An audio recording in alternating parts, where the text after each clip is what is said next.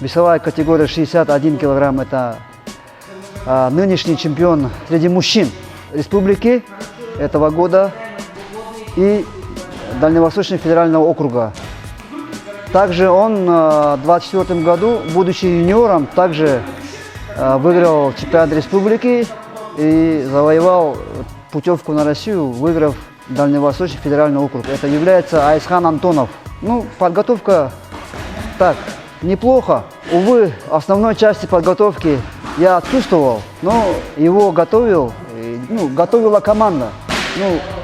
Основная тренерская ответственность легла на Октябрин Валерьевича Яковлева, который является нашим чемпионом многих наших турниров по Республике Саха-Якутия, также чемпионом Дальневосточного федерального округа.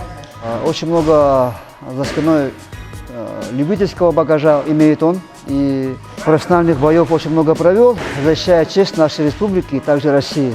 Основная часть подготовки легла на него, ответственность. Так что ждем от его подготовки, его одноклубника, однокомандника Антонова Айсхана.